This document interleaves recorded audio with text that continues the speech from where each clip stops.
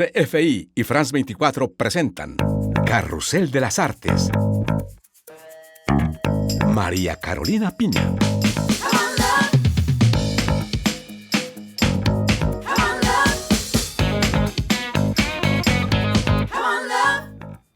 Reciban un cordial saludo desde París. Francia celebra en 2025 a uno de sus compositores más ilustres, Maurice Ravel, en el 150 aniversario de su nacimiento.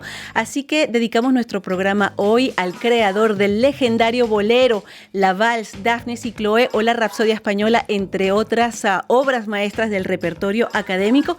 Y para hablar de Maurice Ravel hemos invitado a una persona que lo conoce muy bien, el también compositor Ramón Lazcano. Ramón, muchísimas gracias por estar con nosotros aquí en Carrusel de las Artes. Gracias a vosotros.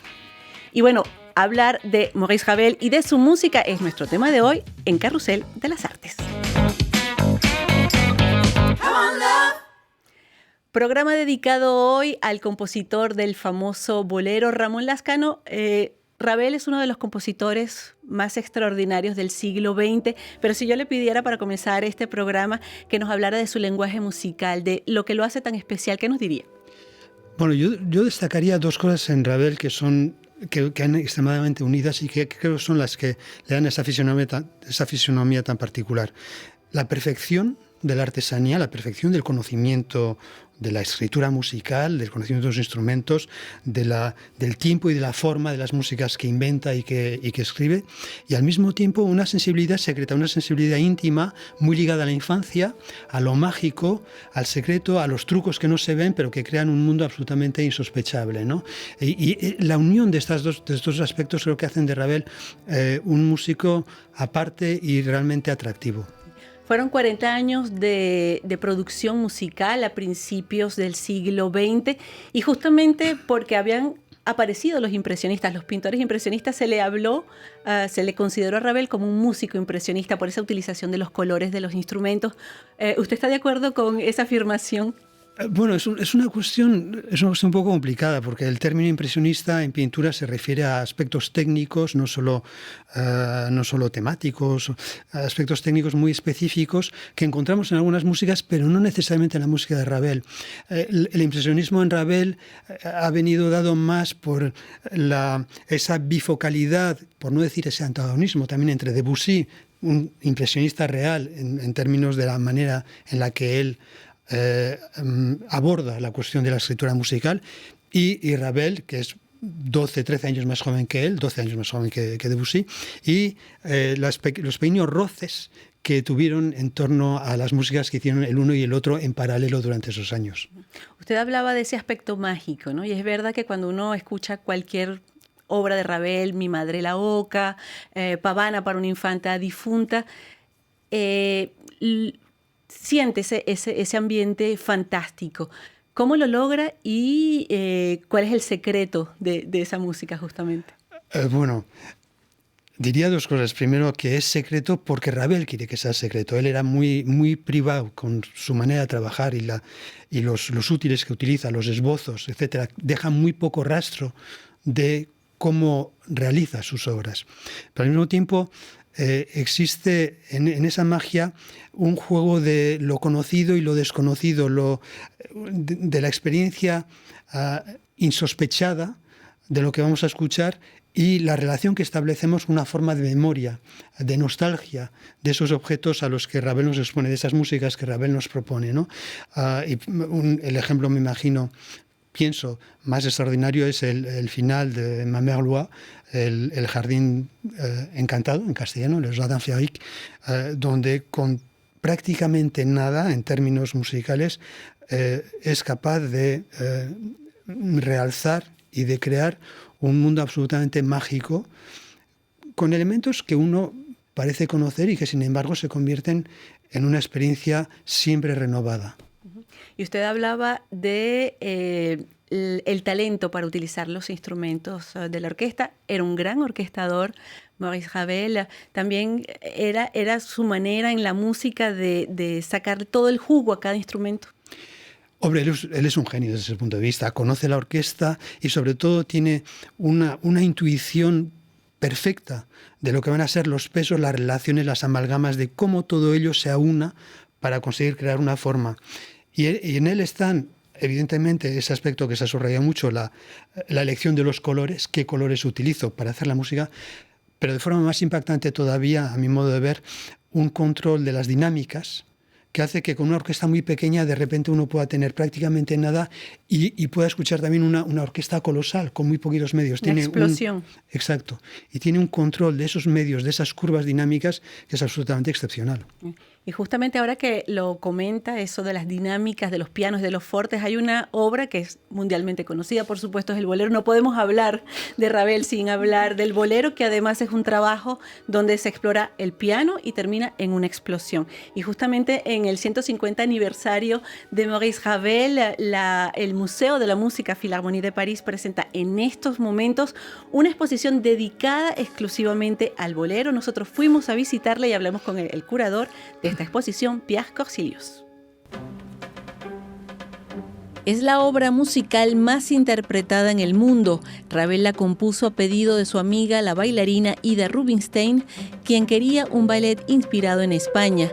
El compositor francés era un apasionado del mundo tecnológico e industrial y concibió su bolero como una máquina donde los instrumentos entran uno a uno en el engranaje sobre una base rítmica del redoblante que se repite sin cesar.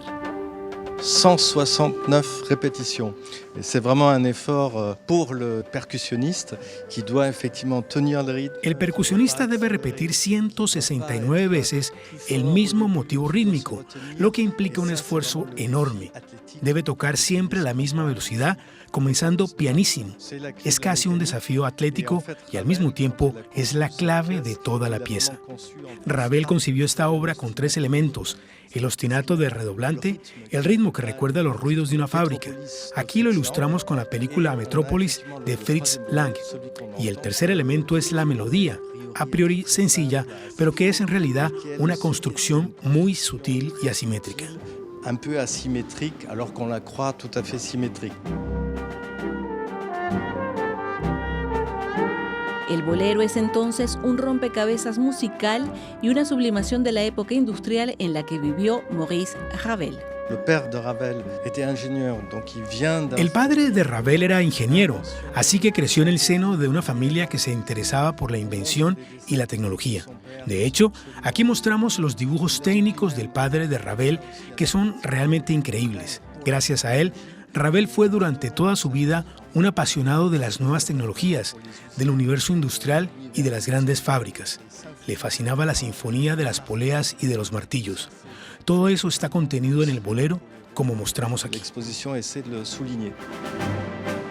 Durante los 16 minutos que dura el bolero, Ravel juega con los instrumentos y compone el crescendo más famoso de la historia de la música.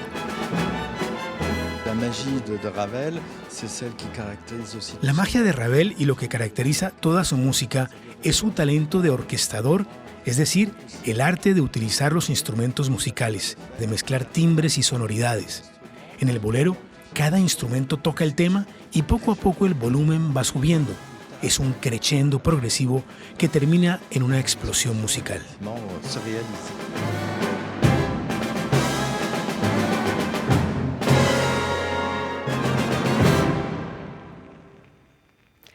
Volvemos a nuestros estudios en compañía del compositor español Ramón Lazcano. Ramón, ese bolero, hablábamos de crescendos, de la utilización de los instrumentos. En el momento en que se escribió el bolero fue inédito eso de comenzar una pieza con un redoblante, con un instrumento que a priori no es melódico. Hay muchas cosas que son inéditas en la pieza, es una pieza totalmente sospechada. El mismo Ravel decía que es una obra musical sin música y hay gente que ha intentado explicarla de distintas maneras porque no corresponde en términos convencionales a ninguna de las vías habituales de exploración de lo que es una forma, con ese tema repetido, etcétera, ¿no? Es cierto que plantea una nueva manera quizás de concebir el discurso del tiempo, de la música, y de hecho el compositor holandés Louis Andriessen hace muchos años en una entrevista decía que el bolero es la primera obra musical conceptual, ¿no? Si yo le pidiera que, aparte del bolero que todo el mundo conoce, o que por lo menos tratamos de invitar a nuestros oyentes a que lo escuchen, si yo le pidiera que nos hablara de una obra en particular que a usted le parece interesante de Ravel. ¿Qué nos diría? Bueno, es un enamorado de toda la obra de Ravel. Ravel y su música, pero él también me acompañan desde la infancia, porque Ravel era vasco como yo, Ravel hablaba vasco como yo. Tengo en mi casa cartas manuscritas de él desde joven, es una presencia física, ¿no? Y me resultaría muy, muy difícil. Hay además algo que irriga la música de Ravel, que es esa familiaridad con algunos ritmos vascos que empapan mucha de su música, aunque no sea algo necesariamente muy conocido o de lo que se habla mucho, y está muy presente desde el cuarteto de cuerda hasta el concierto para la mano izquierda, es decir, en 30 años de producción es algo que está presente. Y si en todo ello no puedo elegir, pero tuviese que mencionar cosas que en este momento de mi vida, hoy, ahora, me parecen significativas para mi trabajo, serían el concierto para la mano izquierda, naturalmente, su última obra, que es la que mejor define esa tendencia a la catástrofe que vemos en el bolero o en la vals, y también quizás el trío porque es una obra bisagra, justo antes de la Primera Guerra Mundial, donde desembocan sus experiencias anteriores de Daphne y Chloé, de L'Heure Espagnole, de Miroir, y que al mismo tiempo terminan y agotan esas posibilidades que van a abrir vías nuevas justo después de la guerra, cuando muere su madre y su energía creativa se aboca hacia otros campos y otros términos, ¿no? Sí, el trío me parece que es una obra absolutamente fundamental, un monumento. Es verdad que no lo evocamos, pero Ravel efectivamente conoció la Primera Guerra Mundial, fue movilizado y devuelto. Estuvo muy poco tiempo en la guerra, pero lo marcó. De hecho, hay una obra muy ligada a esa experiencia, que es el Tombeau de Couperin. Sí, porque el Tombeau de Couperin está dedicado a compañeros, conocidos, amigos suyos que murieron, que cayeron en el frente, y es al mismo tiempo, el periodo de la guerra, una brecha. Él había escrito los valses nobles y sentimentales, con los que hace un ballet, luego le da una forma de ballet, y lo llama Adelaide, y Adelaide era el nombre de la ambulancia. Ravel era conductor de ambulancia durante la guerra, y su ambulancia la llamaba Adelaide. Una última pregunta que le hago muy breve. ¿Está preparando una ópera usted sobre Ravel? Rápidamente. Bueno, sí, es una ópera que se basa en el libro de Jean Schnoz, Ravel, que básicamente explora los últimos años de la vida de Ravel, su muerte, lo terrible de su enfermedad. Tenía una enfermedad, una afasia y una grafia, y no tenía acceso a la escritura ni a la comunicación, y se convierte en prisionero del mismo. Y esta ópera se va a estrenar el otoño que viene aquí en la Philharmonie, entre otros lugares. Y le deseamos mucha suerte. Ópera en el marco de esos 150 años del nacimiento de Maurice Ravel. Muchísimas gracias, Ramón, por haber estado con nosotros, y los vamos a dejar con un poquito de la música de Ravel, la Vals, para terminar este Carrusel de las Artes. Muchísimas gracias.